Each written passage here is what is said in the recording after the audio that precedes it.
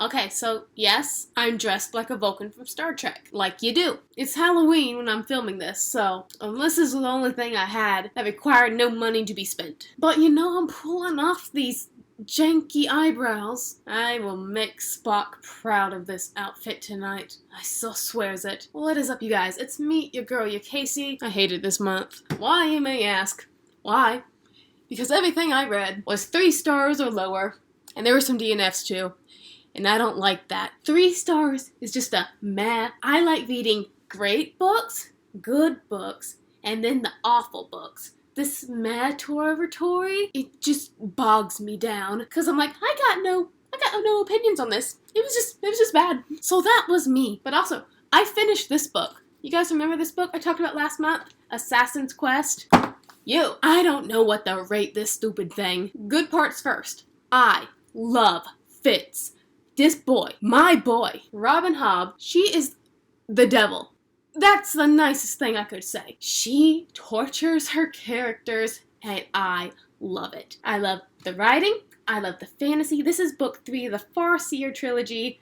I talked a lot more about the first 2 books in the last wrap-up, and I do not want to give away what's happening in this one because it's book 3. But what I do want you to remember is that I DNF'd, a temporary DNF'd, that book last month because I literally just wasn't feeling it. I just didn't want to read it. And also, I hate quests. I do. If we're on a literal assassin's quest, like the motive is murder, and that's what our questing is for, great. But if it's like, let's save someone, find an object quest, I hate it. And it started out beautifully. Action, betrayal, heartache, a ferret assassin. It was amazing. But then we shifted away from the murder quest to like an object person quest, and then we entered the bogging swamp. That's what I call it, because there was just so many scenes of just walking, and I was dying. However, I finished it this month, and I don't know what to think. Because, same thing, beautiful start. Then it gets to that walking scenes, and I'm bored. And I'm loving the people, but I just don't want to read it. But then I got past the part where I stopped, and I was like there's a lot of hereditary magic in this book. The skill, the wit, stuff like that. We have this race of creatures called the Elderlings that I think they're either like gods or just really advanced beings that sometimes help humanity. So that's our story building there. However, this book, like last 200 pages, just picks up like 3 more giant plot things that were never talked about in the first 2 books and most of the 3rd book, and just heaps it on to our already burdened shoulders because we're tired of all this walking and everything that happened in book 1 and 2 because it was just so much. Like, I love this series, but if it was another book and they pulled that same, oh, now our magic system can suddenly do this crap, I would be mad. But with this book, I'm just like, I already don't know what's going on, so I think it's okay. So, I don't know what to rate this book. I'm giving it a 3 because I'm just shrugging. 3 is a shrug. However, please don't let this dissuade you from reading the Farseer trilogy. It's very good. You will love Fitz. If you do not love Fitz, you may take my right pinky. That's how sure I am that you will love this boy. Also, one book that I read this month that I have a whole separate review for is Oathbringer. You're gonna hear that sound a lot. Again, it's the 3rd book, just like Assassin's Quest, in a series. I can't talk about it a lot, but we were after something, or a location. In the first 2 books, we found it. Callan is off on a quest to warn some beloved people he beloves that, grave danger is coming. Shaylin, whatever her face, is having multiple personality crises, which I didn't get. And y'all, I love the first 2 books, but this one was just so boring. Like, there's a lot of political meeting scenes. Those are great. We need those. We got a lot of kingdoms out there, empires, lots of characters that need to be developed. But this book developed the wrong ones and sacrificed or just pushed aside the already developed main characters. So now, those main characters, they're not that developed anymore. They're just yeeted. So I think Oathbringer really sacrificed characters for plot, told the wrong stories through the wrong points of views. And we also have another book, The Invisible Life of Addie LaRue, other separate review already up. This book, it doesn't have the problem of telling the story through the wrong points of views. We're in our main characters' points of views, Addie, Henry, but we're focusing on the wrong things for too long. I gave this one a 3-2. The Invisible Life of Addie LaRue is a Faustian book. Faustian? You don't know what that is? Child, let me illuminate you. Faustian is when you make a deal with the devil. Our girl Addie, 1700s. She's a farm girl, countryside, looking up at her village like it's the big city, because that's the limits of her little world. She's milking that cow, gathering honey, building a barn, I don't know. But there has to be more than this provincial life. Someday I'm gonna make Belle my wife. And then, on the eve of her very forced wedding, she finds that devil. She makes a deal, but the deal, it got all twisted, and now, she's immortal. She can go out and have that time to see things, but at the sacrifice of everyone she meets never remembering her. So that's kind of lame. We got here a little love triangle going on throughout the ages. We got Addie, nice girl, I like her. She had a little quirky fun moments that I really appreciated, and sometimes she was just straight up cold-hearted, and I love that. But then we got the devil, Luke, my boy. He's the equivalent to this meme, literally the best way I could picture him. And they have this cat and mouse game throughout the ages. She just struggling to accept that this is her lot in life now. She has freedom, but at a cost. And Luke always comes at the anniversary of their deal and says, "Hey, you had enough yet? Bestow upon me your soul and I'll kill you now so you may rest." And Addie's like, "No, I am tired, but I will never give you what you want." And I love it. It's so petty. So those two characters, beautiful. Henry, the other point in the love triangle, I don't like Henry. He's a whiner. So we have the setup. Everything I like. Evil demon god? Cool. Love triangle? Yes. However, you think something like this would have a little bit more action and stuff in it. It's another one of those books that's oh my gosh, we're set in New York City. Let us glorify this never before talked about town. We go on a million tours of New York City, and Addie's backstory is seeing how she's been living her life from 1700s to the 2000s. Instead of being on those adventures, she's primarily in the same spot, France, for a lot of it. And she's just looking around yep, this is a nice, beautiful city. Or she's oh, the city's a dangerous place. So if you want a nice, little sightseeing tour, this one. And the first half dragged, because we had the backstory that I thought I'd wanted. But again, it was focused on the wrong things. It was focused about the outside, the cities and stuff we were experiencing. Very little about Addie herself, except very brief encounters with other people that ended the same way each time. Them hitting it off, usually having sex, and then forgetting each other. Stuff like that. But then that second half really picked up when we finally, got the business. Oh my gosh, the stakes are revealed. I was hooked then. So, last half is a 4, first half is a 2, 3. And that ending is what, it gave me what I wanted. It's what I wanted in, where's that stupid book at? No, not that one. I know you're in here somewhere. It's what I wanted in this book to happen, but it happened in this book. Mwah. V.E. Schwab, you're one of my favorite authors. You were in on this one, but that ending though, thank you. And next up, I had a book I DNF'd pretty quickly. I'm very sad I did. Well, I'm not sad I DNF'd because it was bad, but I'm sad because the author is the author of one of my favorite books so far of this year. The Ghost Tree by Christina Henry.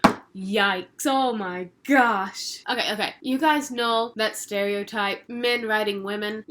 r/men writing women, that thing. So, if I did not know this lady was a woman, I would have said this author was a man who'd never talked to a woman before. That's how cringy some of these chicks were. So The Ghost Tree, what's it about? We have, this little sleepy small town. Nothing really important there besides the chili factory, which was a whole thing by itself, because I was certain the chili factory was going to tie into some cannibal plot. It did not. But then all of a sudden, in this sleepy town, 2 bodies are discovered. 2 young, out-of-town girls. And everybody's oh my gosh, how can this happen? But then our main protagonist, Lauren, she's this is what happened when my dad died. when he had his heart ripped out of his chest in the same woods those girls were murdered in. So, now we gotta find out who's killing the girls. Is it A, human, B, me, or is it C, some supernatural enemy, or D, both B and C? Okay, this book was really,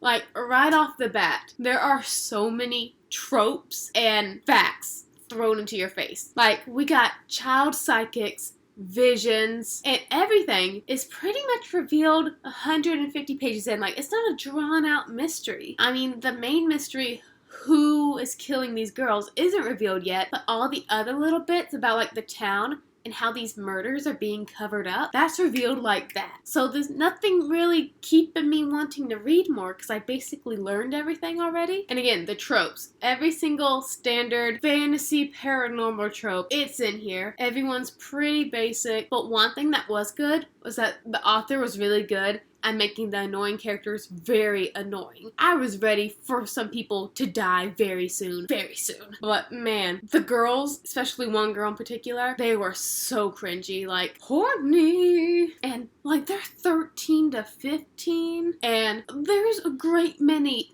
men who finds them, you know, appealing. So there's that. So I DNF'd on page 179, but I still wanted to know, you know, like, who's killing the girls? So, like, I was like, okay, I quit. But I did, like, skim to the end. And when I got to the end, I could not stop laughing. Like, I laughed hard when a friend told me what happened in To Sleep in a Sea of Stars. Because I DNF'd that book, but I still want to know what ended. And we laughed at that ending. But this ending, don't read it. It's not good. Like, if you managed to finish this book, how did you do that? Because besides, like, all the basic tropes, all the info dumping, all the convenient, unnatural dialogue, and then the cringy girls, I was out. So what do I have so far? A 3, a 3, a 3, and a DNF. Let's wrap this kinda up with another 3. Okay, this book I'm very about but a more positive, but still like a 3, So The Cruel Prince. You're a little kid, you're 4 years old, you got a twin sister, you also have another sister who looks oddly like a fairy, but you don't care because you love her because she's your sister. But what ho, that sister who looks like a fairy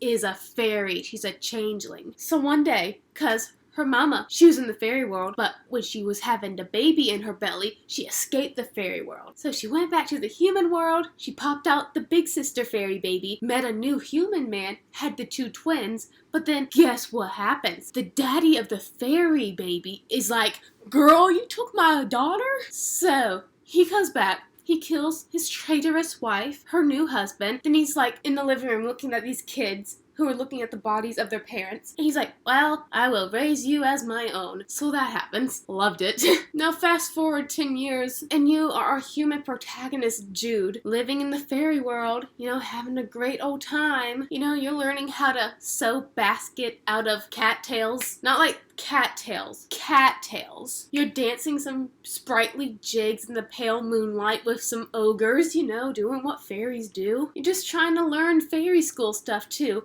But the nasty Prince Carden is just getting on your nerves because he's picking on you because you're a fleshy, stupid human. So you want to show up, Carden, like, hey, I'm worth more than you. So you, as Jude, our protagonist, is like, one day I shall become a knight. And that will be so powerful, all these fairies will no longer look down at mortal human me. So our main character, Jude, she's okay. Like, not good, not bad, just she is an acceptable host for me to latch onto as I live throughout this fantasy. I like to think of myself as leech. I am a leech. When I'm reading these books, I'm just latching onto you, going on a ride. Now, one thing I do like fae and fairy books, because they're very atmospheric and they just like wrap you up in the tale. So the setting and everything and the writing was beautiful. Like, you know, just get rid of some crazy fairies and I'd live there. No, I'd be the crazy fairy. However, it did feel like Scythe, I said a while ago. It was just like meeting the YA bullet points. Oh, girl doesn't want to be like a regular girl, chosen by someone of a greater position than her to be part of his or her team. Oh, receives little or no training but turns out to be the best. Stuff like that. Like this girl, she receives some training. No, that's the opposite. She is chosen for a role, but she gets no training, barely, except like one cryptic clue. Like this clue.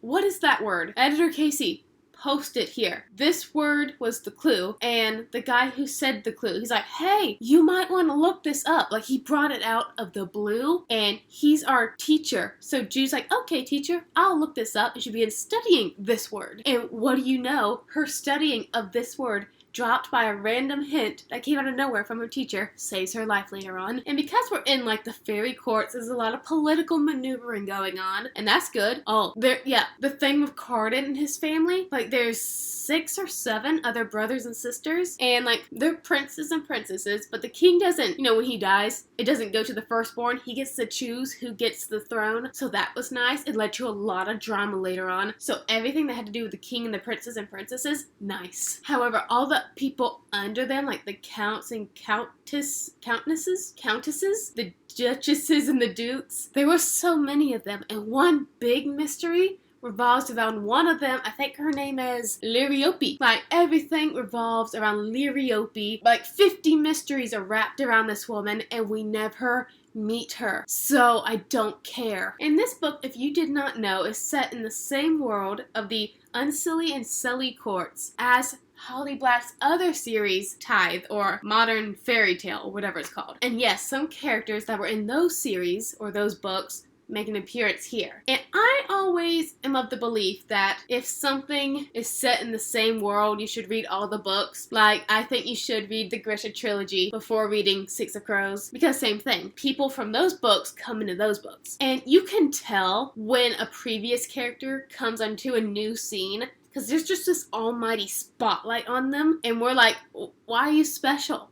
Why is all this attention on you? And they make their little cameo, and everybody's like hushed in amazement, and then they just leave, and you, the reader, like, why was all that attention on them? That's what I felt a lot in this book. So I was like, oh yeah, I forgot you existed, and they had a little cameo thing, and then they were gone. So if you want to know what the buzz is about when a certain person pops up, you might want to read Tithe before you read The Cruel Prince. I didn't like Tithe. I believe my exact words were, when I finished reading it and I reviewed it, I was like, this book gave me a new rule. I will never ever read a book with a female protagonist written in the early 2000s because they're stupid. Like, yikes. That shit. So setting and writing wise, very beautiful. Carden, I love jerks. They give me the drama, so I love Carden. But I'm not really impressed with anything else. However, I already do have books 2 and 3, Wicked King, Queen of Nothing. So I am going to continue the series. Hopefully it'll get better. And lastly, we have Stuart Turton's The Devil in the Dark Water. If you guys know this author, he wrote The 7.5 Deaths of Evelyn Hardcastle, which was a book I loved, so I was really excited to get to this one. This book was bad. It's a 2-star. First off, before I forget, the worst thing this book did was name a bald man Eggert. Egg. 2 G's. You couldn't think of anything else. Okay, where the heck are we in the world in this book? Okay, it's 1634. Samuel Pepys, the world's greatest detective, is being transported to Amsterdam to be executed for a crime he may or may not have committed. Okay, so when we first open this book, we're right into the action. We are Sammy Pepys. Actually, we're not. We are his bodyguards, Arent Hayes. Arent, I read it as Arndt, so I'm going to call him Arndt through this whole review because that's how I read it in my brain. Anyways, we're the bodyguard. What's my accent? Anyways, we have the bodyguard, Mr. Hayes, Arndt, and our best friend, Sammy Pepys, our boss, our dude. He's being dragged away by the crowd onto the ship. That's his prison ship. It's going to take him to Amsterdam, and he's charged for a crime we don't even know. And, he's a detective. He's supposed to be solving crimes. He's not supposed to be accused of crimes. So, Arndt, we're like, hey, no, you can't do that. But the crowd just keeps throwing rocks at them. He's trying to protect his friend Sammy. But things get crazy when all of a sudden a leper, he stands up on the crates and he gives a grave, ominous message that the ship they're going to is in the possession of the devil or something like that, and everyone on it is gonna die. Then the man burst into flames. There was a lot just dropped on us in those first 2 chapters. A lot of just world stuff, because not only were we focused on Sammy, the detective, Arndt, the bodyguard, we also had a family of, nobles come in. These nobles play a very important role. One of them is actually very close to Arndt. The wife of the noble is actually a healer, so she tries to help the leper